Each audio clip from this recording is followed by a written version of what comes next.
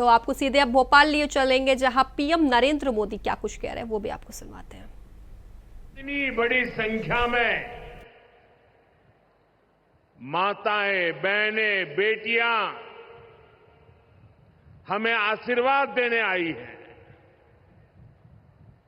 मैं आप सभी बहनों के दर्शन पाकर धन्य हो गया हूं।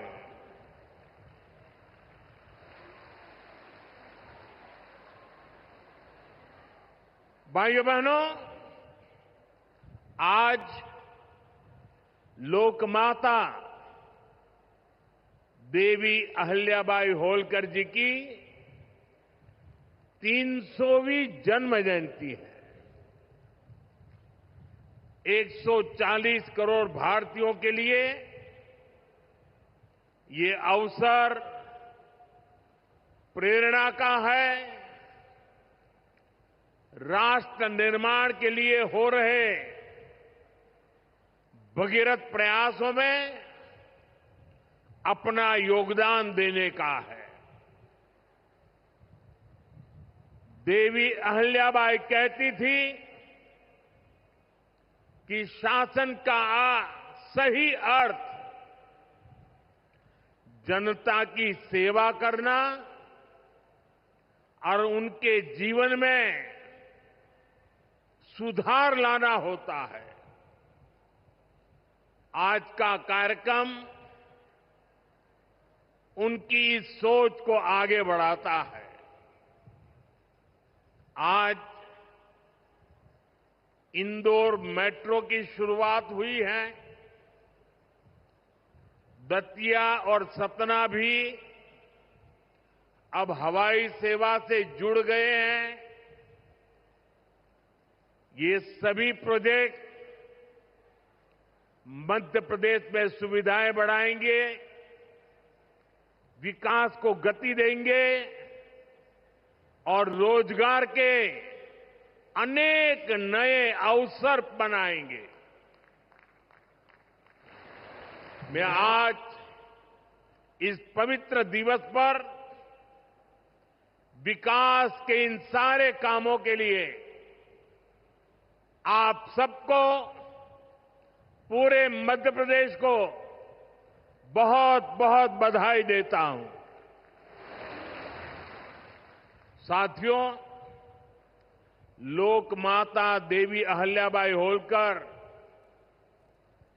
ये नाम सुनते ही मन में श्रद्धा का भाव उमड़ पड़ता है।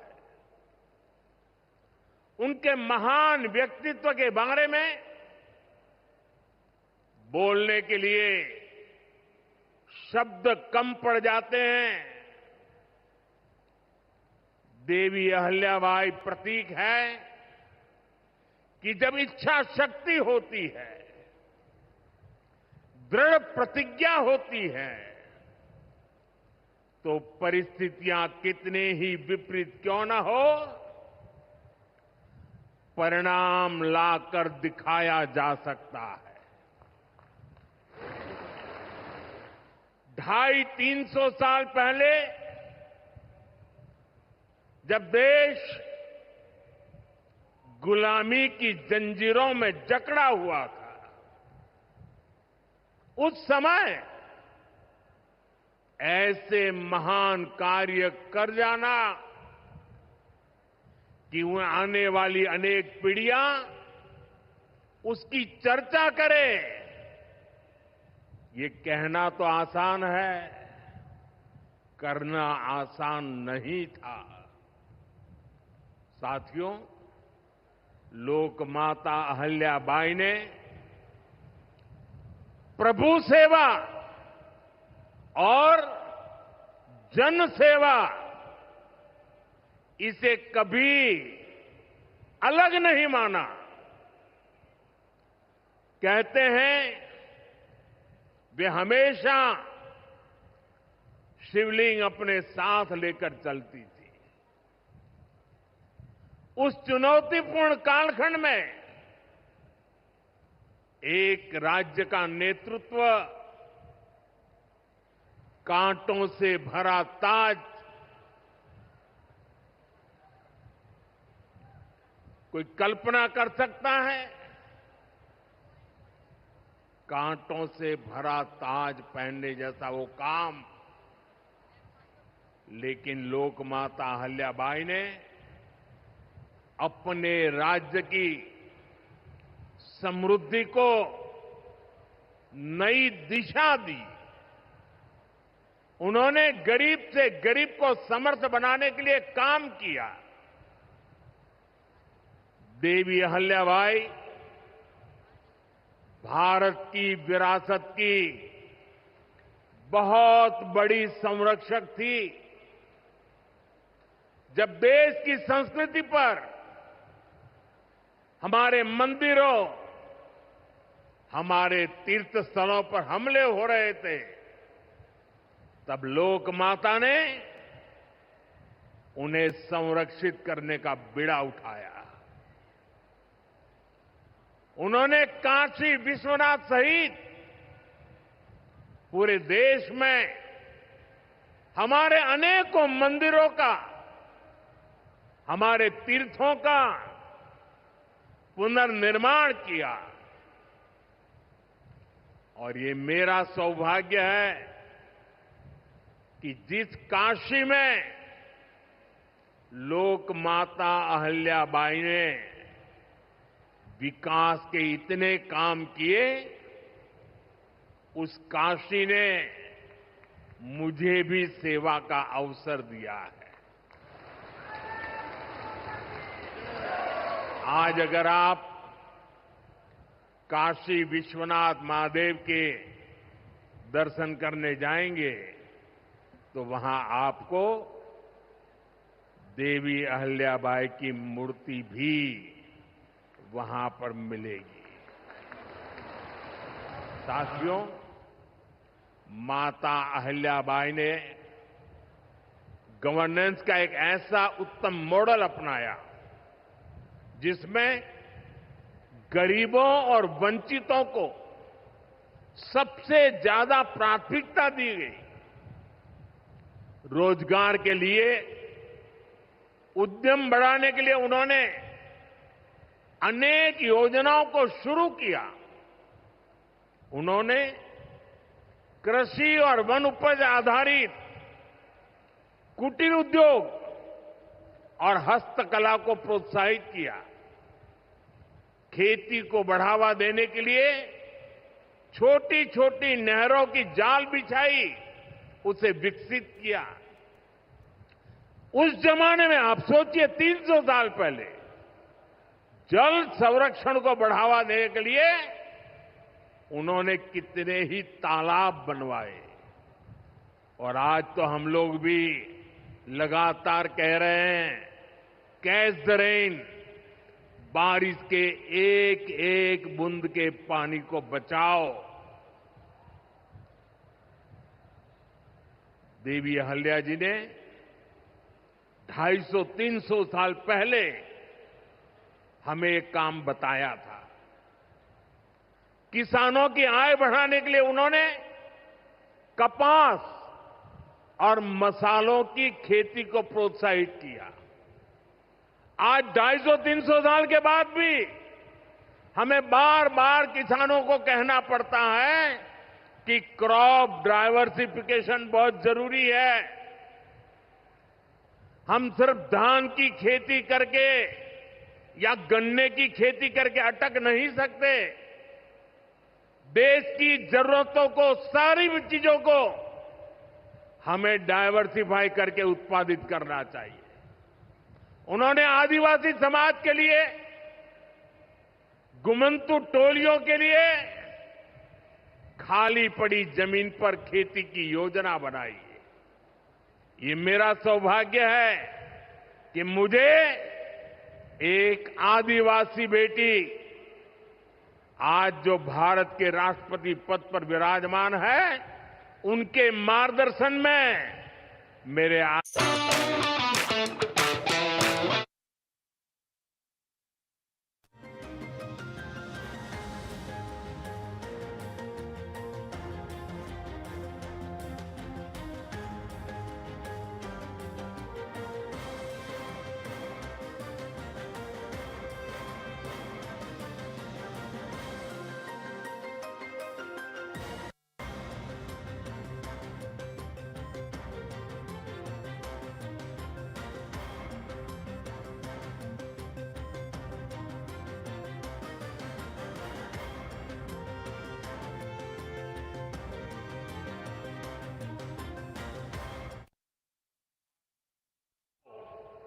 साथ जोड़ करके आज से 250-300 साल पहले ये महेश्वरी साड़ी का काम आगे बढ़ाया, जो आज भी अनेक परिवारों का वो गहना बन गया है और जिससे हमारे बुनकरों को बहुत फायदा हुआ। साथियों, देवी अहल्याबाई को कई बड़े सामाजिक सुधारों के लिए भी हमेशा याद रखा जाएगा।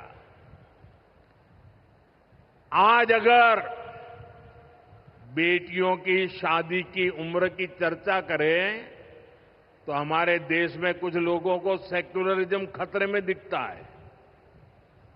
उनको लगता है ये हमारे धर्म के खिलाफ है। ये देवी अहल्या जी देखिए, मातृशक्ति के गौरव के लिए उस जमाने में बेटियों की शादी की उम्र के विषय में सोचती थी। उनकी खुद की शादी छोटी उम्र में हुई थी, लेकिन उनको सब पता था कि बेटियों के विकास के लिए कौन सा रास्ता होना चाहिए। ये देवी अहल्या जी थी, उन्होंने महिलाओं का भी संपत्ति में अधिकार हो, जिन स्त्रियों के प्रति की असमय मृत्यु हो गई हो वो फिर विवाह कर सके। उस कालखंड में ये बातें करना भी बहुत मुश्किल होता था, लेकिन देवी अहल्याबाई ने इन समाज सुधारों को भरपूर समर्थन दिया। उन्होंने मालवा की सेना में महिलाओं की एक विशेष टुकड़ी भी बनाई थी। ये पश्चिम की दुनिया के लोगों को पता नहीं है, हमें कोसते रहते हैं। हमारी माताओं बहनों के अधिकारों के नाम पर हमें नीचा दिखाने की कोशिश करते हैं। 250-300 साल पहले हमारे देश में सेना में महिलाओं का होना, साथियों, महिला सुरक्षा के लिए उन्होंने गांवों में नारी सुरक्षा टोलियां ये भी बनाने का काम किया था। यानी माता अहल्याबाई राष्ट्र निर्माण में हमारी नारी शक्ति के अमूल्य योगदान का प्रतीक है। मैं समाज में इतना बड़ा परिवर्तन लाने वाली देवी अहल्या जी को आज श्रद्धापूर्वक नमन करता हूं, उनके चरणों में प्रणाम करता हूं और मैं उनसे प्रार्थना करता हूं कि आप जहां भी हो, हम सभी पर अपना आशीर्वाद बरसाए। साथियों, देवी अहल्या का एक प्रेरक कथन है जो हम कभी भूल नहीं सकते, और उस कथन का अगर मोटे मोटे शब्दों में मैं कहूं तो उसका भाव यही था कि जो कुछ भी हमें मिला है वो जनता द्वारा दिया ऋण है, जिसे हमें चुकाना है। आज हमारी सरकार लोकमाता अहल्याबाई के इन्हीं मूल्यों पर चलते हुए काम कर रही है। नागरिक देवो भव, ये आज गवर्नेंस का मंत्र है। हमारी सरकार विमेन लेड डेवलपमेंट के विजन को विकास की धुरी बना रही है। सरकार के हर बड़ी योजना के केंद्र में माताएं, बहनें, बेटियां हैं। आप भी जानती हैं, गरीबों के लिए 4 करोड़ घर बनाए जा चुके हैं और इनमें से अधिकतर घर हमारी माताओं बहनों के नाम पर है। अब मालिकाना हक मेरी माताओं बहनों को दिया है। इनमें से ज्यादातर महिलाएं ऐसी हैं जिनके नाम पहली बार कोई संपत्ति दर्ज हुई है, यानी देश की करोड़ों बहनें पहली बार घर की मालकिन बनी है। साथियों, आज सरकार हर घर तक नल से जल पहुंचा रही है ताकि हमारी माताओं बहनों को असुविधा ना हो, बेटियां अपनी पढ़ाई में ध्यान दे सके। करोड़ों बहनों के पास पहले बिजली, एलपीजी गैस और टॉयलेट जैसी सुविधाएं भी नहीं थी। ये सुविधाएं भी हमारी सरकार ने पहुंचाई। और ये सिर्फ सुविधाएं नहीं है, ये माताओं बहनों के सम्मान का हमारी तरफ से एक नम्र प्रयास है। इससे गांव की गरीब परिवारों की माताओं बहनों के जीवन से अनेक मुश्किलें कम हुई है। साथियों, पहले माताएं बहनें अपनी बीमारियां छुपाने पर मजबूर थी। गर्भावस्था के दौरान अस्पताल जाने से बचती थी। उनको लगता था कि इससे परिवार पर बोझ पड़ेगा और इसलिए वो दर्द सहती थी, लेकिन परिवार में किसी को बताती नहीं थी। आयुष्मान भारत योजना ने उनकी इस चिंता को भी खत्म किया है। अब वो भी अस्पताल में 5 लाख रुपए तक का मुफ्त इलाज करा सकती है। साथियों, महिलाओं के लिए पढ़ाई और दवाई के साथ ही जो बहुत जरूरी चीज है वो कमाई भी है। जब महिला की अपनी आय होती है तो घर में उसका स्वाभिमान और बढ़ जाता है, घर के निर्णयों में उसकी सहभागिता और बढ़ जाती है।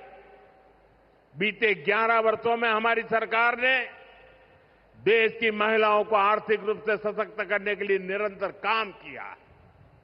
आप कल्पना कर सकते हैं, 2014 से पहले आपने मुझे सेवा करने का मौका दिया, उसके पहले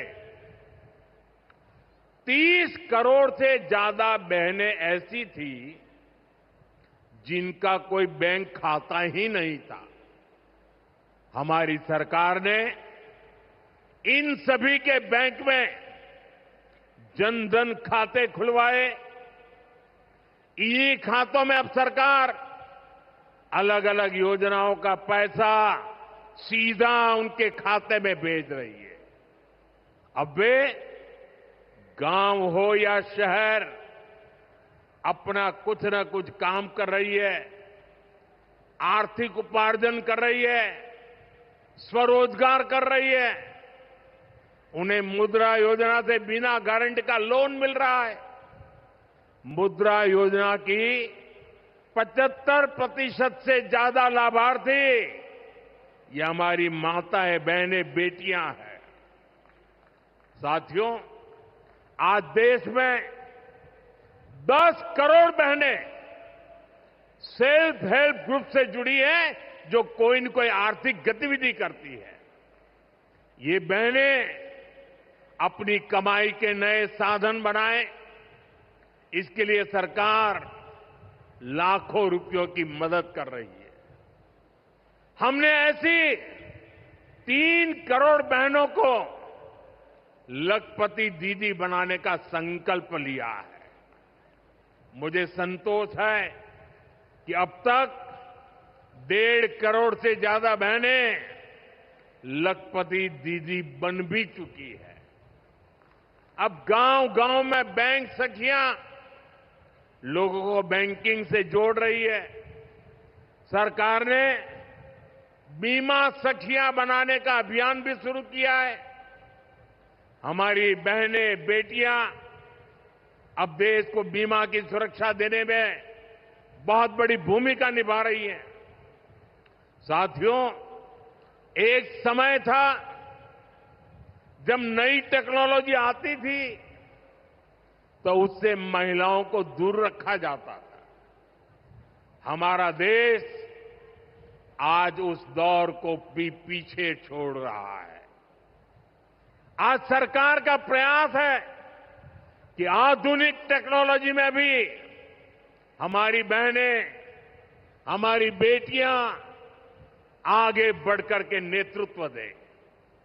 अब जैसे आज खेती में ड्रोन क्रांति आ रही है, इसको हमारी गांव की बहनें ही नेतृत्व दे रही है।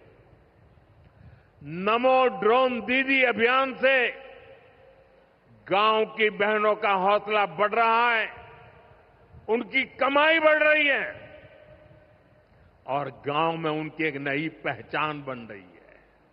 साथियों, आज बहुत बड़ी संख्या में हमारी बेटियां वैज्ञानिक बन रही है, डॉक्टर, इंजीनियर और पायलट बन रही है। हमारे यहां साइंस और मैथ्स पढ़ने वाली बेटियों की संख्या लगातार बढ़ रही है। आज जितने भी हमारे बड़े स्पेस मिशन हैं, उनमें बड़ी संख्या में वैज्ञानिक के नाते हमारी माताएं, बहनें, बेटियां काम कर रही है। चंद्रयान 3 मिशन पूरा देश गौरव कर रहा है। चंद्रयान 3 मिशन में तो 100 से अधिक महिला वैज्ञानिक और महिला इंजीनियर शामिल थी। ऐसे ही जमाना स्टार्टअप का है। स्टार्टअप के क्षेत्र में भी हमारी बेटियां अद्भुत काम कर रही है।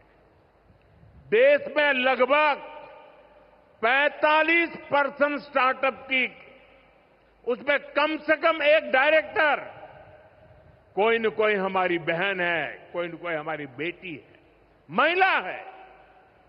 और यह संख्या लगातार बढ़ रही है। साथियों, हमारा प्रयास है कि नीति निर्माण में बेटियों की भागीदारी लगातार बढ़े। बीते एक दशक में इसके लिए एक के बाद एक अनेक कदम उठाए गए हैं। हमारी सरकार में पहली बार पूर्णकालिक महिला रक्षा मंत्री बनी। पहली बार देश की वित्त मंत्री एक महिला बनी। पंचायत से लेकर पार्लियामेंट तक महिलाओं की संख्या लगातार बढ़ रही है। इस बार 75 सांसद महिलाएं हैं, लेकिन हमारा प्रयास है कि ये भागीदारी और बढ़े। नारी शक्ति वंदन अधिनियम के पीछे भी यही भावना है। सालों तक इस कानून को रोका गया, लेकिन हमारी सरकार ने इसे पारित करके दिखाया।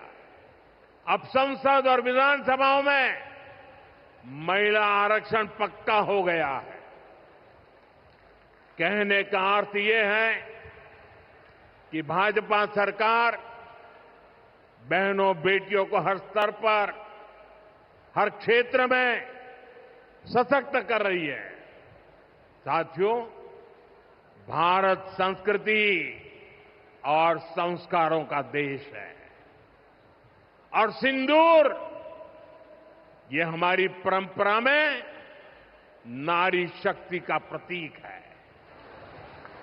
राम भक्ति में रंगे हनुमान जी भी सिंदूर को ही धारण किए हुए हैं। शक्ति पूजा में हम सिंदूर का अर्पण करते हैं और यही सिंदूर अब भारत के शौर्य का प्रतीक बना है।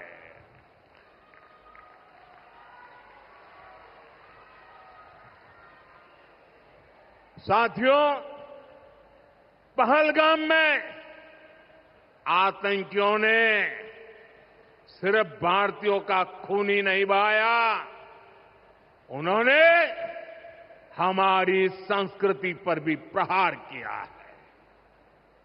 उन्होंने हमारे समाज को बांटने की कोशिश की है और सबसे बड़ी बात, आतंकवादियों ने भारत की नारी शक्ति को चुनौती दी है। ये चुनौती आतंकवादियों और उनके आकाओं के लिए काल बन गई है, काल। ऑपरेशन सिंदूर आतंकवादियों के खिलाफ भारत के इतिहास का सबसे बड़ा और सफल ऑपरेशन है। जहां पाकिस्तान की सेना ने सोचा तक नहीं था, वहां आतंकी ठिकानों को हमारी सेना ने मिट्टी में मिला दिया। सैकड़ों किलोमीटर अंदर घुस करके मिट्टी में मिला दिया।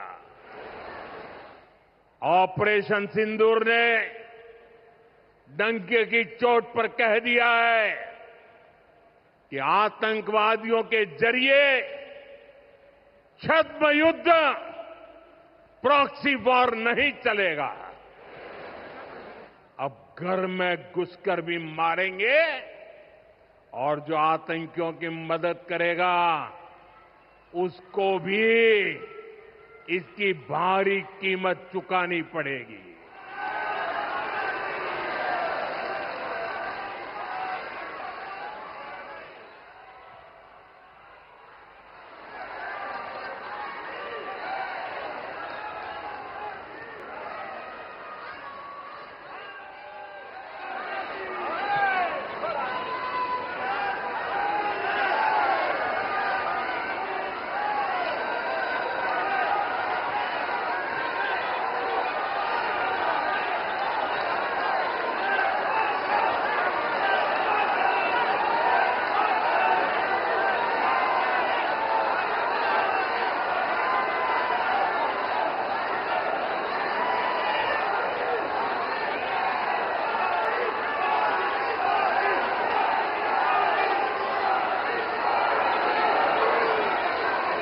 अब भारत का एक एक नागरिक कह रहा है,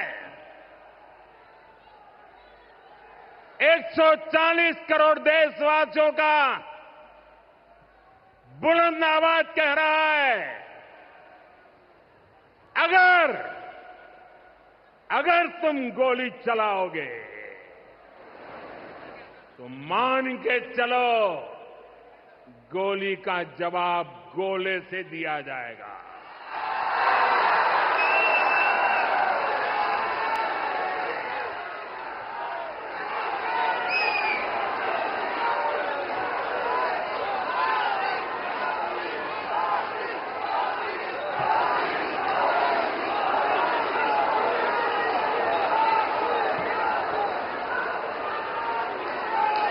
साथियों, ऑपरेशन सिंदूर हमारी नारी शक्ति के सामर्थ्य का भी प्रतीक बना है। हम सभी जानते हैं कि बीएसएफ का इस ऑपरेशन में कितना बड़ा रोल रहा है।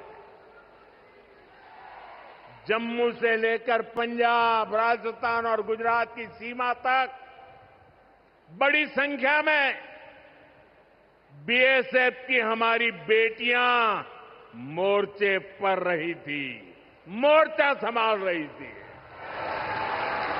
उन्होंने सीमा पार से होने वाली फायरिंग का मुंह तोड़ जवाब दिया। कमांड एंड कंट्रोल सेंटर से लेकर दुश्मनों की पोस्टों को ध्वस्त करने तक बीएसएफ की वीर बेटियों ने अद्भुत शौर्य दिखाया है। साथियों, आज दुनिया राष्ट्र रक्षा में भारत की बेटियों का सामर्थ्य देख रही है। इसके लिए भी बीते दशक में सरकार ने अनेक कदम उठाए हैं। स्कूल से लेकर युद्ध के मैदान तक आज देश अपनी बेटियों के शौर्य पर अभूतपूर्व भरोसा कर रहा है। हमारी सेना ने पहली बार सैनिक स्कूलों के दरवाजे बेटियों के लिए खोले हैं। 2014 से पहले एनसीसी में सिर्फ 25% कैडेट्स ही बेटियां होती थी। आज उनकी संख्या 50% की तरफ आगे बढ़ रही है। कल के दिन देश में एक और नया इतिहास बना है। आज अखबार में देखा होगा आपने, नेशनल डिफेंस एकेडमी यानी एनडीए से महिला कैडेट्स का पहला बैच पास आउट हुआ है। आज सेना, नौसेना और वायुसेना में बेटियां अग्रिम मोर्चे पर तैनात हो रही है। आज फाइटर प्लेन से लेकर आईएनएस विक्रांत युद्धपोत तक विमेन ऑफिसर्स अपनी जांबाजी दिखा रही है। साथियों, हमारी नौसेना की वीर बेटियों के साहस का ताजा उदाहरण भी देश के सामने है। आपको मैं नाविका सागर परिक्रमा के बारे में बताना चाहता हूं। नेवी की 2 वीर बेटियों ने करीब 250 दिन की समुद्री यात्रा पूरी की है। धरती का चक्कर लगाया है। हजारों किलोमीटर की ये यात्रा उन्होंने ऐसी नाव से की जो मोटर से नहीं बल्कि हवा से चलती है। सोचिए, 250 दिन समंदर में, इतने दिनों तक समंदर में रहना, कई कई हफ्ते तक जमीन के दर्शन तक नहीं होना, और ऊपर से समंदर का तूफान कितना तेज होता है मुझे पता है। खराब मौसम, भयानक तूफान, उन्होंने 2 बेटियां, उन्होंने हर मुसीबत को हराया है। ये दिखाता है कि चुनौती कितनी भी बड़ी हो, भारत की बेटियां उस पर विजय पा सकती है।